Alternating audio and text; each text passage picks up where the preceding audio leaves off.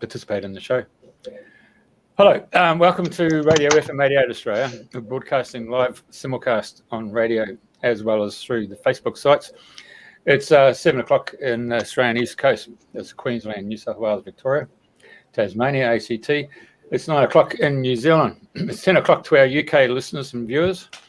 And today we've got an interesting array of two gentlemen who are right at the top there. Yeah. So one we've got in the Australian bush, right out there in the Never Never. He's operating from his car, so feels like Get Smart there in the cone of silence, or from the Twilight Zone. But above me is Sri, and he's sitting there in Singapore. So, and of course, over on this side, that side, it's amazing the mirror reflection, is my co-host and good mate, Julia, who's here in Brisbane. And so welcome to everyone. Thank you very much for coming on board. G'day. Thanks, Jeff. Great, welcome. Thank you. Great, welcome everyone who's listening in, tuning into Dreaming the New Dream. We are going to be talking very much dream stuff today, as in everybody dreams of union, not separation. And the two gentlemen that we've invited in the show have been following and translating and delving into the yogic tradition of the Patanjali Sutras, which is an ancient guide to the spiritual journey, which have guides and instructions for freeing ourselves from perceptions of thoughts that cause us to feel separate from ourselves, each other, and nature, and thus reduce suffering in our life. So good evening, everyone. Good evening, Srikant Raghunath. You're based in India. You've done a PhD you've studied, you have a PhD from UQ, and you've studied Sanskrit and traditional Indian philosophical and spiritual texts in your formative years, and you've been collaborating with Queensland-based Dan Alder, who teaches yoga classes, workshops, and teacher trainings. And the two of you have collaborated to bring out this book, the latest translation, Your Style of the Yoga Sutras of Patanjali. So welcome onto the show. Thanks, Julia. Yeah. Thanks for having us. Thanks for having us. Great. So Dan, we might start off with you. What started you off on this journey? Everything about my yoga life happened entirely unexpectedly and almost by incident or accident. And none of it was planned at all. Like finding yoga as a practice in the first place was just, like I say, unexpected.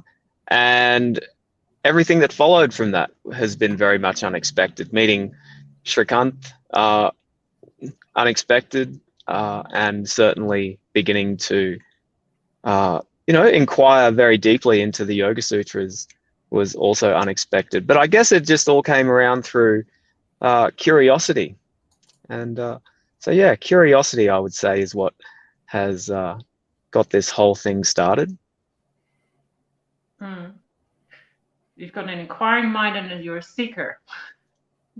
So what is it? We always have push-pull factors. What is it that caused you to go looking for yoga and these instructions behind the scenes?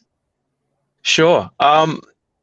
Well, I guess it's kind of a case of one thing leads to another, and the thing about yoga practice that I have found to be most powerful and transformative is the philosophical aspect of yoga. And when I was first introduced to some of the philosophy, I just found it to be so very, very agreeable and also very, very useful. And one of the things that I liked most about it was that it didn't seem to be a set of things that you must do, but it was framed in a much more gentle way than that. Sort of like, if you would like to live a better life, if you would like to have more peace, here's a set of guidelines that might help you to do that. There was no sort of damnation attached to the ideas, which I found to be helpful. Yeah, it's not like the 10 Commandments, you know, sort of follow these or die in hell. Yes. And Srikanth, can I switch to you? So, what's your background? How have you come to immerse yourself in this philosophy? Yeah. So for me, in my formative years, I was quite widely exposed to some of these traditional practices back in India when I was a student in high school and up to undergraduate studies. And then I was trained as a like in the asana and pranayama practice back in India at the S. Vyasa school, and that was pretty much the exposure towards the physical aspect of yoga. And then I happened to like start listening to quite a lot of talks on this topic of yoga, and started reading upon texts on these topics, and developed an interest over a period of time. And again, I would say quite a bit of it was by chance, and it was not something that I started to look towards, but happened organically. And I think some of the other contributors in this case would be my training in music, which is Indian classical music, which is basically devotional in nature. And that kind of helped segue into this kind of an area where working on topics such as identifying who we are as a being and that kind of stuff. So yeah. So that's where it started. And then all the things that happened in Brisbane and back now in the last couple of years over these great discussions on the book translation. So that's been the journey. So thank you for that. It sounds like you grew up with it, and but it's had enough to draw you in deeper.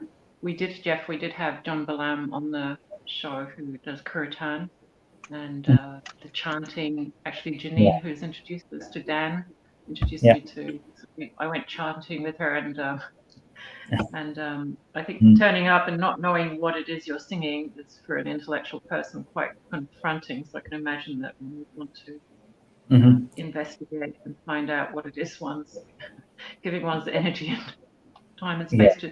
But I'm really curious, as an aerospace engineer, you know, so how do you combine and integrate the two, sort of like? Yeah, so they're not separate, and they're obviously not paradoxical. I think there's a link there that you might be able to explain that other people can't. Yeah.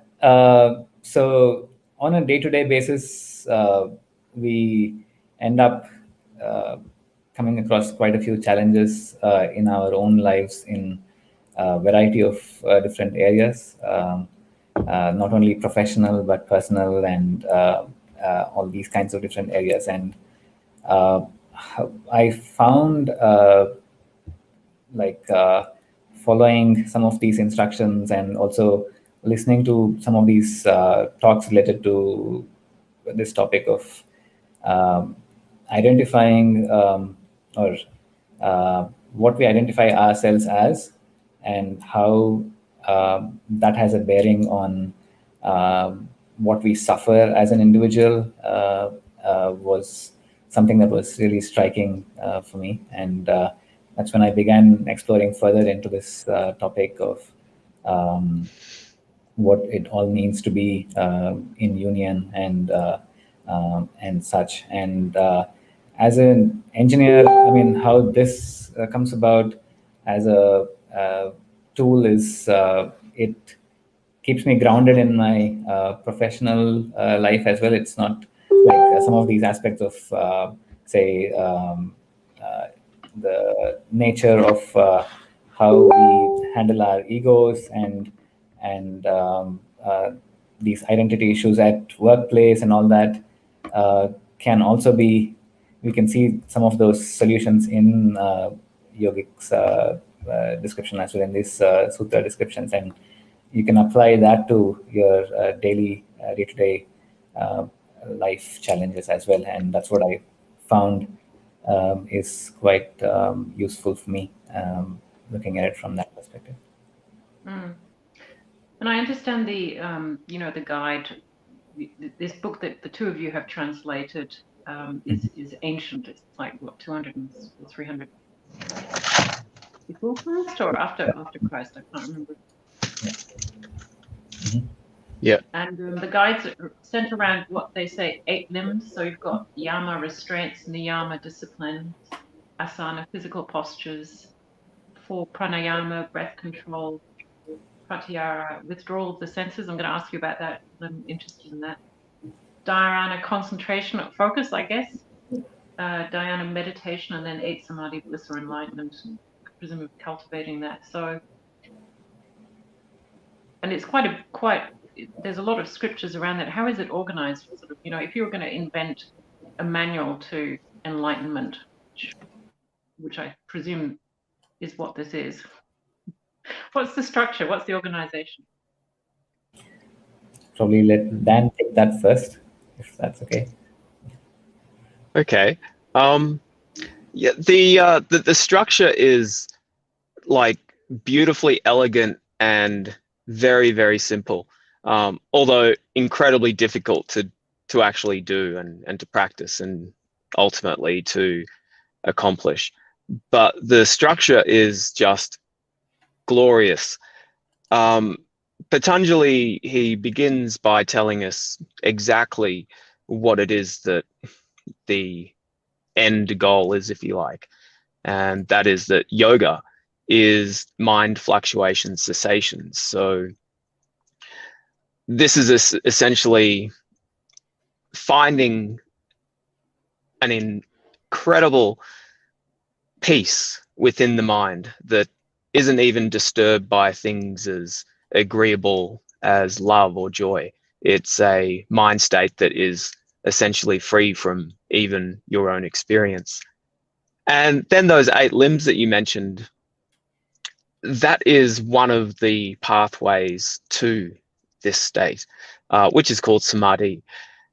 So it's so those 8 limbs, they all fit into about it's probably about 30 sutras, and they're very, very terse, and there's not even all that much instruction. It's more a case of, rather than telling you what to do, it's a case of, if you're able to do this, this will result from it. And so the first thing that Patanjali tells in the 8 limbs is the yamas, as you say. And this is the practice of replacing harmful thoughts with non-harmful thoughts, untruthful thoughts with truthful thoughts, desirous thoughts with non-desirous thoughts, and a couple of others along similar lines. And so this is the foundation for finding peace within your own mind, removing what's called vitarka, sort of, I guess, that is just ill thought or troubling thoughts. And so once the mind is free from troubling thoughts, it's much easier to find a great depth of peace. So through the limbs you go onto the second limb, which is really the precepts or the necessities of bringing the mind to peace, and asana, your posture just simply needs to be stable and comfortable. Your breath, your prana, like the posture, needs to be stable and comfortable, or long and subtle, as Patanjali puts it. And when these things have been set into place, the pratyahara, which you said you'd ask about. Basically, what Patanjali says there is that the mind mimics what the senses have already done. So you might know if you meditate, or even if you just, concentrate on a book, as you're reading the words on the page, the sounds around you soften until you no longer pay them attention. So you could say that the ears withdraw from their sense object, the sound. And so pratyahara is the mind withdrawing from its sense objects, which are thoughts. And then that allows one to begin concentration, dharana. And so that's at limb number 6 right there. And then you've got dhyana, which is a more concentrated version of dharana. And finally, samadhi, which is when all identification, including identification of yourself as somebody who is involved in a practice, drops away, and there's no differentiation between, or separation, if you like, between the seer and what is seen. So yeah, that's the 8 limbs in 45 seconds. You have quite a gift for putting it very simply, and it certainly makes one want to find out or experience more. The aspect of withdrawing your senses, I think we understand that. What is it like when the ego falls away, or that sense of self dissolves? What does it feel like to the two of you? Do you want to take that, Shrey?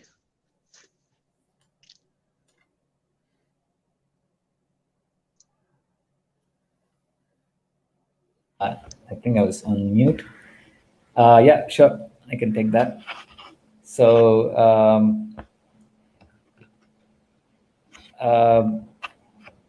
when you say you drop your ego, it's not the easiest of things to do, and maybe does not happen very often either. So there's always a struggle to actually be able to do that in the first place. But when that happens, I think it is a feeling of, I would say, acceptance of what's happening around you.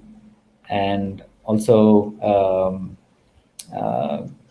I would also consider it expansion. You tend to see yourself not just limited to this body, but as an expansive presence around here. So those are when you limit yourself to just your egotistic self, it is kind of restrictive, and I think it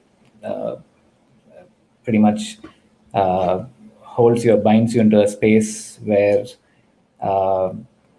there is possibility of more and more suffering. And when you are able to stretch yourself and expand to see yourself as one with your surroundings, that brings in a lot of comfort, at least in my perspective. So that's what has been my experience so far. Yeah.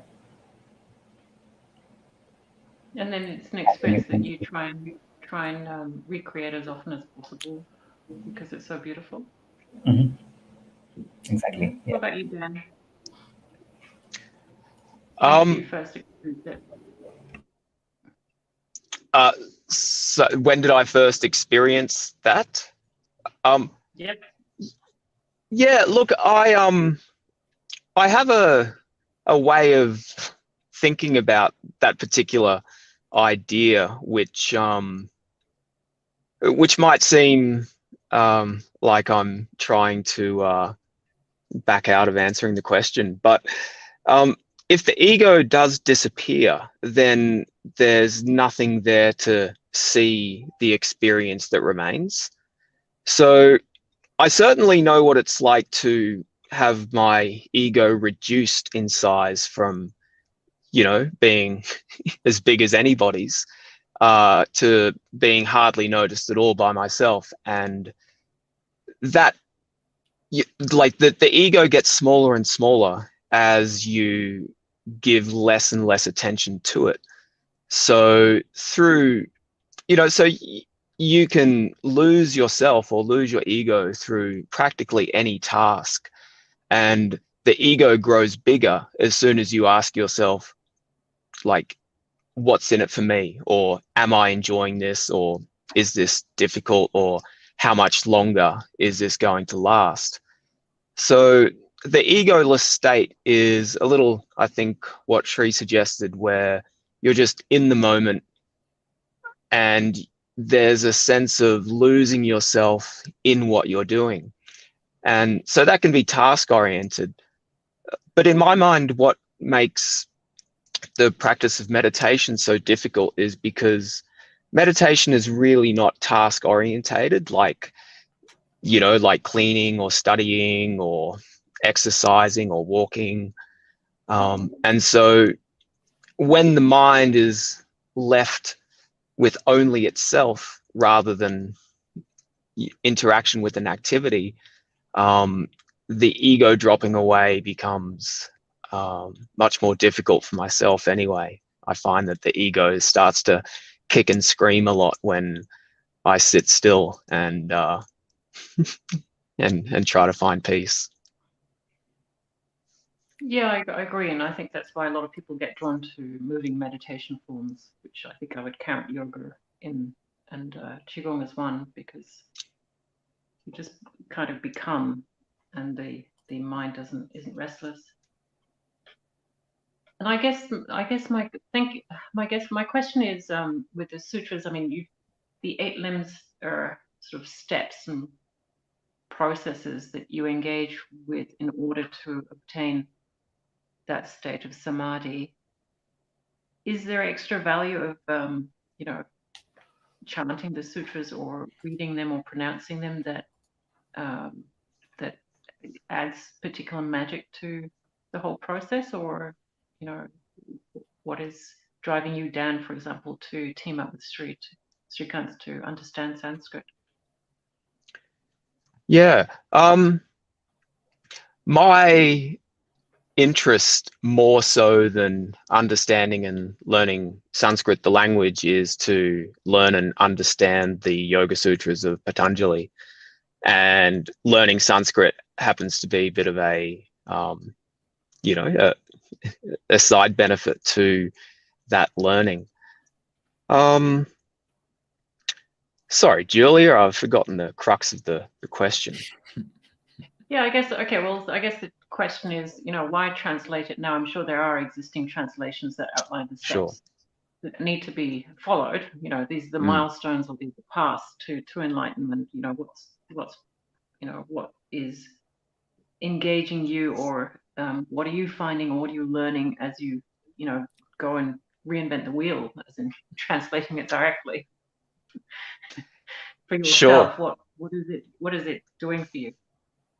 Yeah, I think so. I guess initially it began by reading other people's interpretations and commentaries on the sutras, and some of the commentary and the translations are quite eye-opening in terms of they're rather surprising in what they say, and I have a little bit of a skeptical mind.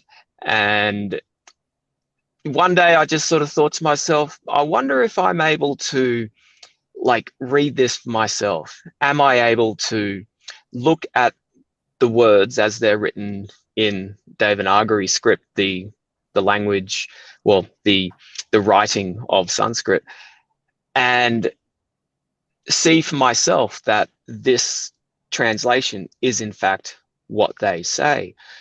So I guess it came about through what I'd like to think is a healthy dose of skepticism.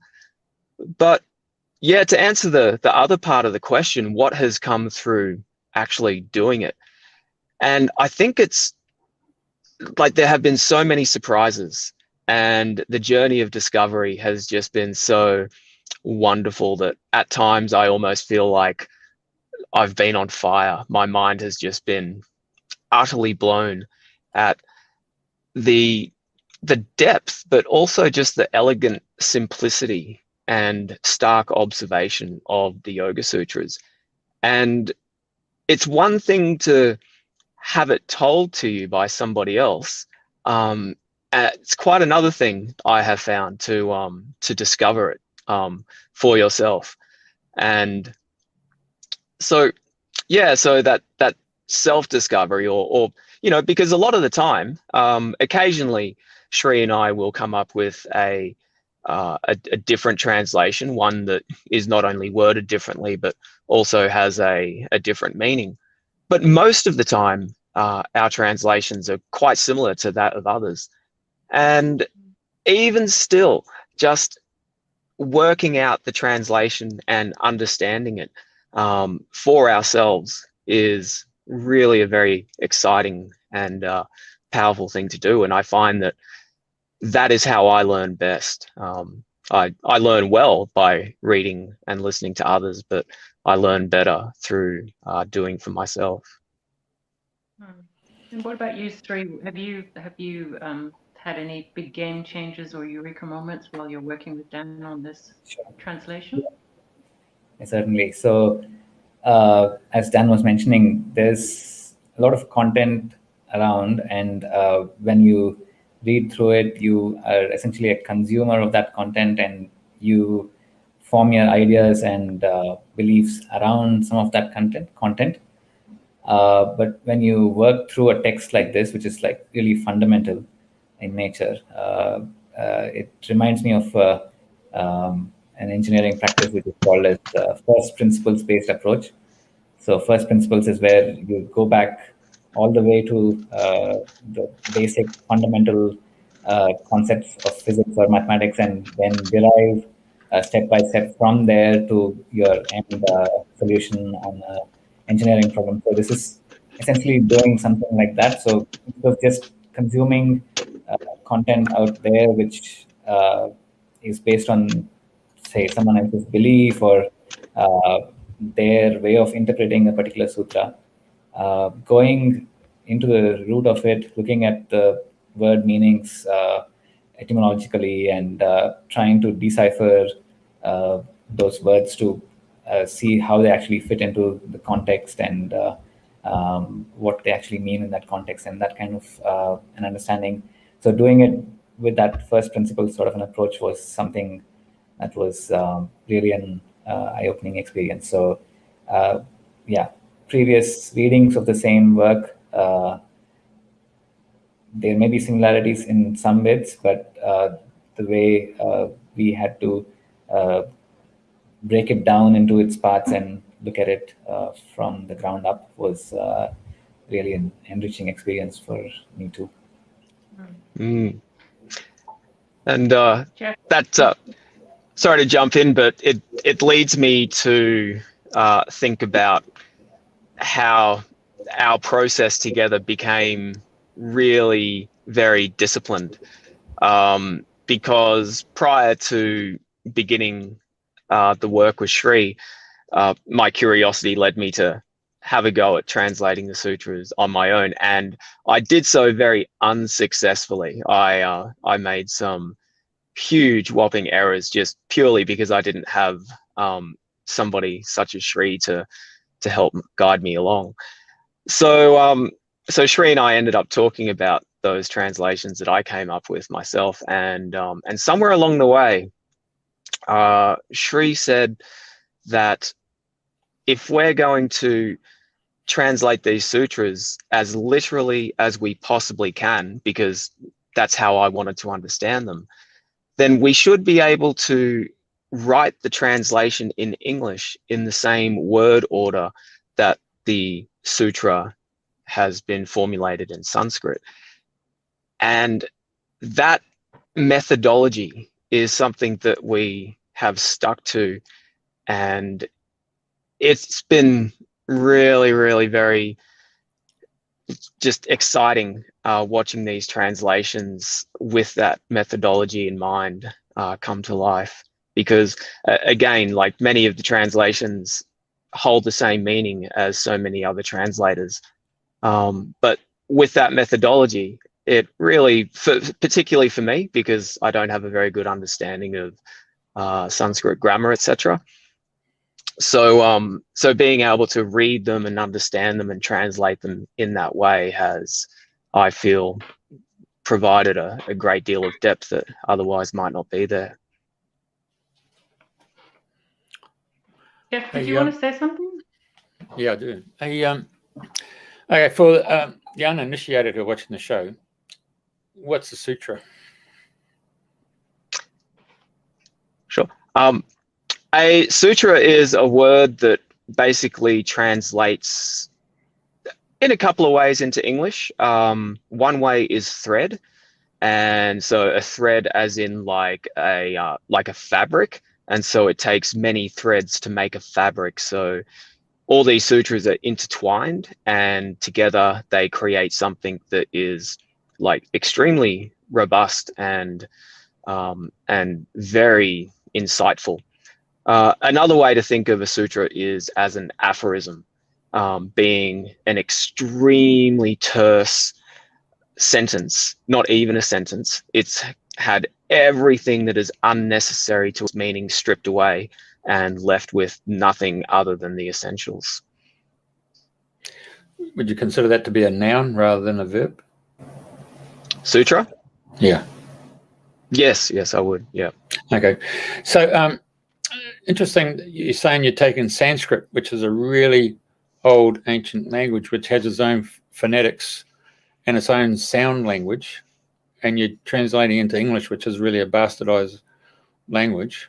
That's a really interesting task. And I was interested to hear what you had to say about how you done your translation, then you hand it over to Sri to get his interpretation. So, I mean, at the end of the day, a lot of interpretations on manuscripts have always seem to have been lost in translation.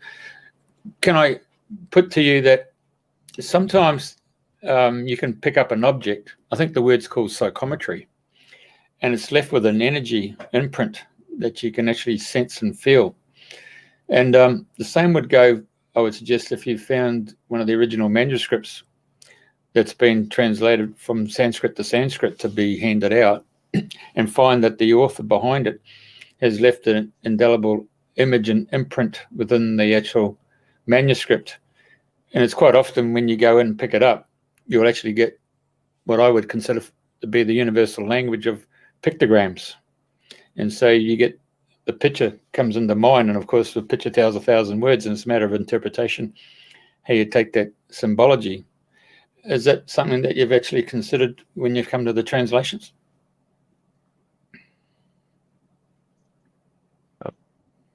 Do you want to take that, Sri?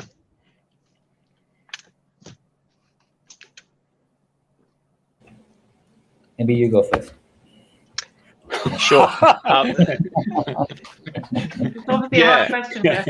Yeah, I mean, it was most pointed to you first, and yeah, let me take it after you've gone. Sure. Yeah. Yeah. Look, it like I guess briefly, Jeff. No, that's not something I've really considered. Like I'm not touching the papers or hearing the words of ancient people. I'm hearing it through, and touching it and seeing it through much more modern means. And I understand that you might be suggesting that a certain energy has passed from older documents to newer ones. And look, that is not something that I personally feel. However, I do feel a benefit which I cannot put into words through understanding and learning the message that is contained within the Yoga Sutras. The only reason I brought it up is a mate of mine who's since passed away. He wrote his first book, and when you read it, you could actually sense and feel his actual expression in those words, because that's when you actually met him. And when you read sentences and all that stuff, you think that's how Bill speaks. You know, like you could just tap into it. When he wrote his second and third book, it was handed over to a London copywriter who went through the editorial and then put all the grammatical English stuff and all that stuff, parentheses and, you know, commas, and changed phrases and put in verbs and all that stuff, adverbs. And when I come to read that manuscript again, it wasn't the same manuscript that my mate Bill had written. It was just completely lost its whole essence of what Bill was trying to get across. I'm only saying that only based on personal experience. I just wondered if, just throwing it at you, is it something that you could possibly engender or just get a feel for, something like that? But I guess, Jeff, where your question is leading to is, who was Patanjali? You know, sort of like, you know, who was he? You know, how did he have that power to put everything in a very condensed, terse format? And I kind of understand sutras because I've read the Buddhist sutras. I've actually just had my dad help me do the Heart Sutra and there's the Brahman Sutra, and they are basically like couplets that really are very condensed. It's like, you know, like Jeff, you have chicken stock, chicken soup, then you have the reduced chicken stock. So the sutra is like the reduced one. It's just like, yeah, it's a bit of like a puzzle or a puzzle box that you kind of really have to spend time with and sit with and unlock for you to be able to understand. But anyway, we'll go back to, so Patanjali, who was he? Good question. What do we know? Maybe, just before answering that, maybe I'll just go back to the question that Jeff had for us, just answer the energy aspect of it. So, so historically, some of these scriptures, especially in the Indian tradition, I would say, have been passed on from generation to generation via not written text, but spoken word, and these chants and verses that we see they were not recorded in a written form until only recently. So especially the Vedas and all these different older spiritual texts that we come across, they were handed from generation to generation via oral traditions, right? So, I mean, that sound definitely carries certain vibrations and its own energy, but how exactly that resides in a book form is something that we can't really judge, I guess, because and that probably also answers one of Julia's earlier questions about how whether chanting these sutras help in any way in this practice as well. So the sutras themselves are not, in this particular case, expected to bring about any particular changes in you as a person, but it's, I mean, in terms of the energy or the sound that it's generating, but it's mostly the meaning that you are looking for in this particular case. But there are other chants that you can see where there's emphasis on the energy generated through that oral chanting process and stuff like that. So just to answer that one. So maybe I'll let Dan take the Patanjali question. Thanks, Sherry. Look, who Patanjali is, to the best of my knowledge, is an open question which has many answers.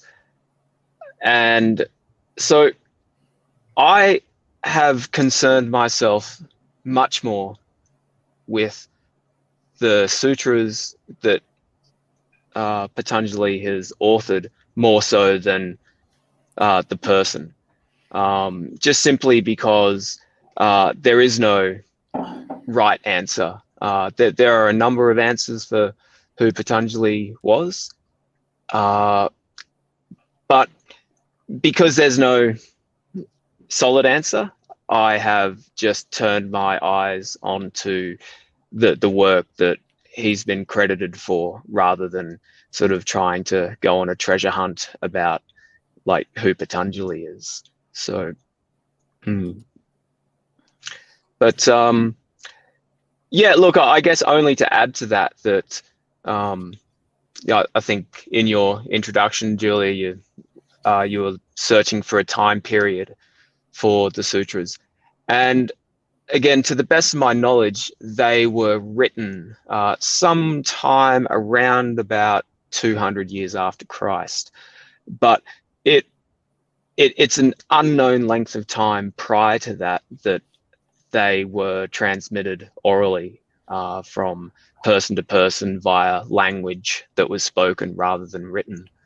So yeah, so some people say as far back as 4 or even 5,000 years, but again, the sutras I find are timeless, and sometimes I say, and I'll say now, it'll sound silly, but you know, it's like if the sutras were written yesterday, I would still be absolutely blown away by their insight.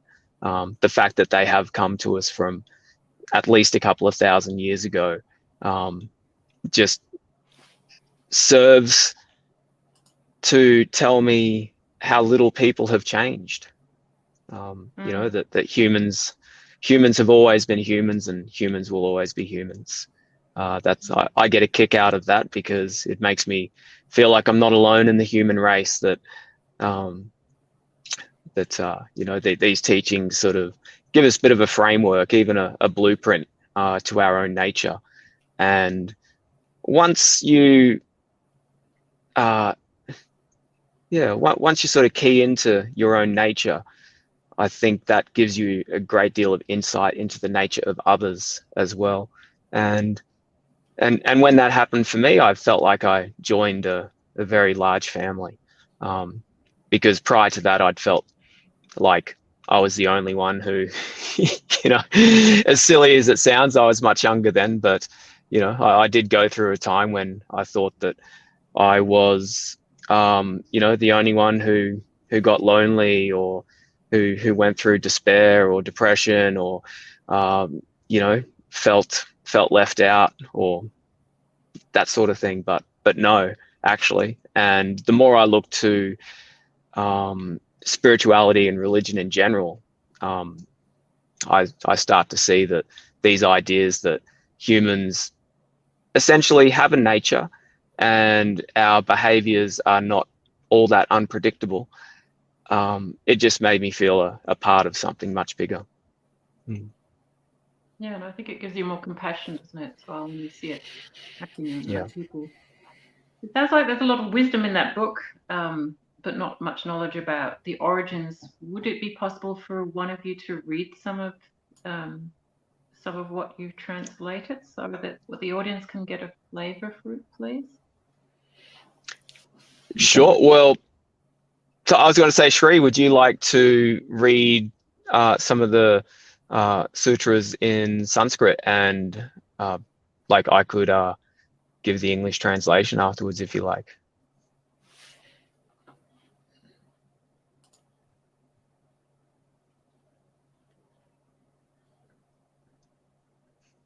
First book. I think he's on mute. Sri, you're on mute. You need to unmute yourself. Sorry, I was just saying I've got just the first one here with me. The second one is still in, preprint, I would say. So it's still on its way. Just any random sutra would do? Sure. Yeah, okay. Let's go random. Yeah. So maybe let's I'll just randomly pick number 12. and that one is Abhyasa Vairagyabhyam Tan Nirodha. So this is the sutra, the little sutra, Abhyasa Vairagyabhyam Tan Nirodha. So Dan, do you want to take it So- from there?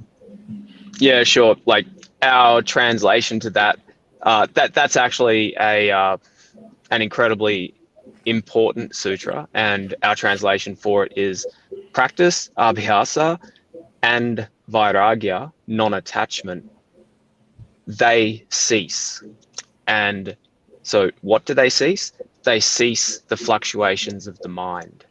So you sorry, I get very talkative when we get to sutras, but we can make a very clear line between the second sutra. Patanjali tells us yoga is mind fluctuation cessation, and so a natural question is, how do I cease the fluctuations of my mind?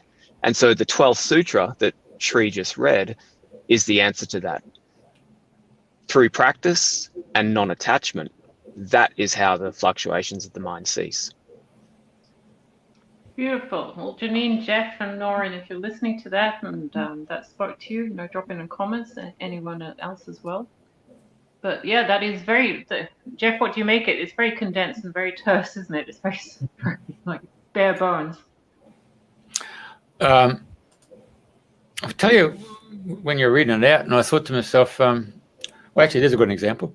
See that palm tree in the back in my book, my site there?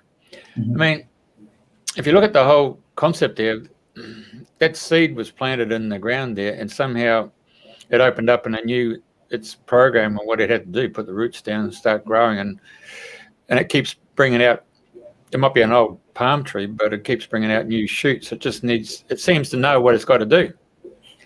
So I'm just wondering, has mankind got a program, and it just needs to tap into that same program, and everything will flourish and do what it does? But as you boys have spoken about with ego, man sort of steps out and uses his free will to step outside that original program that could have seen him be the master of this world, where he could, teleport, transmute, manifest, whatever. I mean, I'm just saying, just throwing it at you.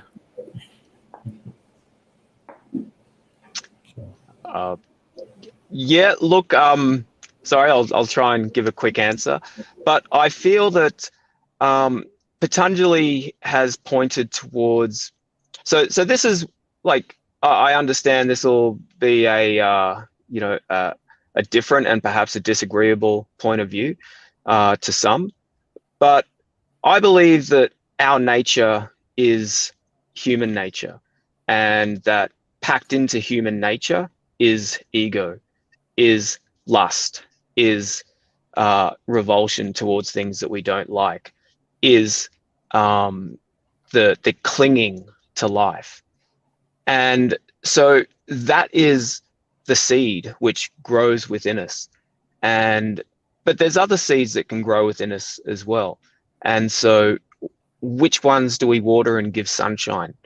And so if we're able to, essentially what Patanjali is asking us to do is not to escape our nature, but rather to let our nature quieten, because ultimately he wants us to bring the fluctuations of the mind to stillness.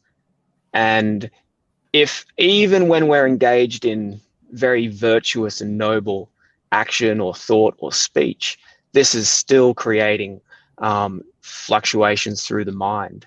So Patanjali is really just asking us to quieten our nature, but our nature, as I think of it, is ego, lust, revulsion, and to cling to life. And I would say the proof of that thought is just certainly in myself and in everybody that I know.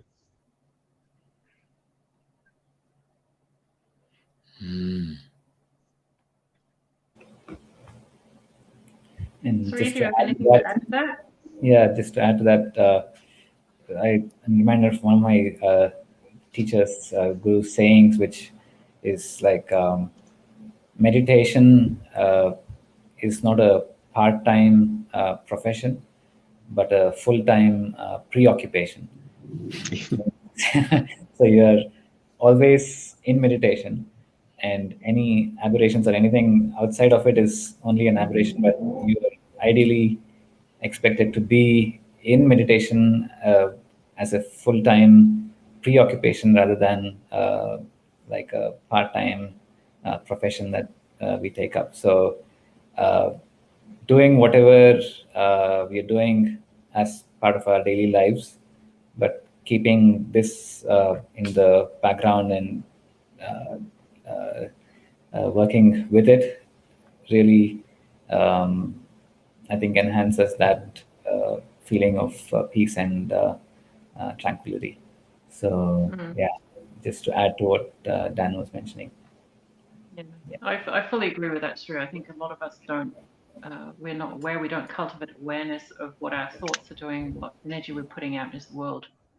By doing that, engaging in that practice all the time is one way of taking responsibility for what you're putting out into the world and what will be coming back to you, which leads what to Jeff is saying is about manifesting and then expanding beyond that, what we've been conditioned to, what level we've been conditioned to operate on as a human. But I'd like to just switch the topic a little to how much do you find that, all of us are aware of quantum physics now and the field of potential out of which all things arise, whereas in the olden days they didn't have that. Do you find that sort of dissolving into everything? Do you find quantum physics actually gives you some terminology or a frame of reference that you can use when you're translating the sutras? Or is there a bit of a stunned mullet silence here? Now, Shree's got his mute, so it means he hands it over to Dan. So, you're the engineer. Probably look at it from the perspective of consciousness and like the consciousness, field of consciousness, and the concept of consciousness, which also ties in with the quantum physical explanation that you can get on this topic. But I would probably look at it from the perspective of consciousness at this stage for myself. I'm not sure about what Dan, if you have to say anything on this. Whether you want to pick it up from the quantum physics. Okay. I'll skirt the subject if you don't mind, but I did hear a very fascinating idea put forth by he's like a pop scientist, a string theorist. His name's Brian Greene, and I'm currently about 3/4 through his book. And he mentioned a philosopher named David Chalmers, and he's an Australian fellow. And one of his big ideas was the hard problem of consciousness, trying to put, trying to put our finger on what is consciousness. And I'm sure he wasn't the first person to have this idea, but I think because he's a very prominent philosopher, it got more traction than it otherwise might. But the question about where does consciousness come from is, a pretty deep mystery. And he essentially put forward the notion that perhaps it's embedded in all matter, that like no matter how small, whether it's an atom or something subatomic, like not consciousness as in a thinking, discerning, considering type of consciousness, but just a beingness, like even awareness is sort of higher order consciousness, but just that. But perhaps the way or why consciousness arises in certain things, such as ourselves, is because consciousness is a base ingredient of all things, no matter how small. And that was interesting. I've been meaning to tell Sri about this, because one of our ideas about the gunas, which are the qualities of all things, 3 qualities, one of them being a level of visibility, a level of mobility, and then there's this level of sort of consciousness, or even will to change or to do. And so I'm not quite sure, the quantum physics, I've got a passing interest in it, but don't claim to have any understanding of it. It's a pretty bizarre set of ideas. But the consciousness thing I find to be incredibly fascinating, and the idea that perhaps consciousness isn't necessarily the result of mass coming together, but perhaps consciousness is a base ingredient of all things that have mass. So then we could take it to the analogy you had before of the palm tree, and then the seeds for the ego, but then also in the mix is the consciousness that is universal, but we get a part of it because by virtue of being in a living form on this realm. And therefore, it also enables us, presumably through the back door, to connect with everything else that is alive at this point in time, if not more. Anyway, we don't have to explain how it works, do we? We just have to sort of get everybody enthusiastic about the benefits. So if you've been watching Dreaming the New Dream, we've had Dan Alder and Srikant on. They're both authors of the most recent translation of Patanjali's Yoga Sutras. Thank you very much for joining us. And if anybody wants to buy the book, Dan, how do they get their hands on it?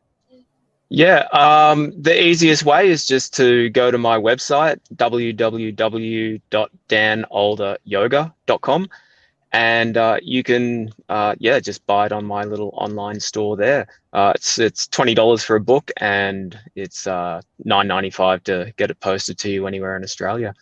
Or of course, come and have a class or a retreat or something like that with me, and grab one from me in person. Yeah, we've got Janine saying, great to be delving again into the sutras, and thank you, Jeff and Noreen, for listening as well. And you do workshops as well? Yeah, absolutely. Yeah.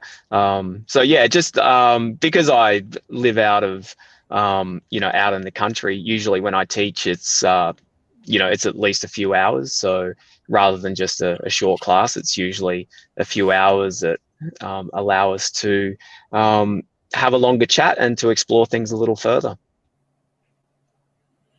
I see he's got them at Springbrook down in the Gold Coast in the hinterland there. That's right. Yeah, they got a nice retreat center there, which I go to a couple of times a year. One coming up in a couple of weeks, that's just about full. And another one, the 3rd to the 5th of September, which we've not even advertised yet. That's myself and another one of my good friends and fellow teachers, Corey McAvoy, will be doing that retreat together. Hey, I just want to get Sri on there. Hey, Sri, I tell you what, I've been just noticed your whole disposition. I mean, your face seems to have a real inner glow. It's like it seems to me like you found your happy space. So when you're on the show here, you've actually seemed to have come across as a very a person that you could meet behind a counter and you'd be serving them, and people would feel the warmth and attention, and that you're of service. It seems to me that's your energy that you portray when you have been on the show today. Yeah, thanks for that. I hope I can be that, like what you're explaining. There is always that effort going towards the direction, and hopefully one day that effort will drop and there won't be any effort to maintain that that level of energy or whatever. So yeah. Yeah, you notice that at various times, school tuck shops, you'll get a lady serving there and they have that same essence to be of service, and they have this inner smile. That's what you've got. You've got an inner smile. I think that's more of a trust. So when people come up to you to do business, whatever, I'm not too sure what you do in your business career in Singapore, but I would sense that you've got an energy about you that people would trust. I think that's your saving grace. I would say that's put down to your work on the Sanskrit and the language and the doing the samadhis, being fully aware of it. I think you actually bring the consciousness alive. That's my interpretation of just watching and observing the show tonight. Yeah. Sure. Thank you very much for the compliments. Thank you. Yeah. All right, mate. Thank you. Great. Well, thank you very much, everyone who's been watching us or listening to us Dreaming the New Dream on Radio FM 88 with Dan Alder and Srikant, authors of the book of Patanjali's Yoga Sutras translation for the new millennium. Thank you very much. Good night, everyone. Thanks very much, Julia and Jeff. Thank you. Well, just stay there and we'll end the broadcast. You can just stay in the green room and we'll finish.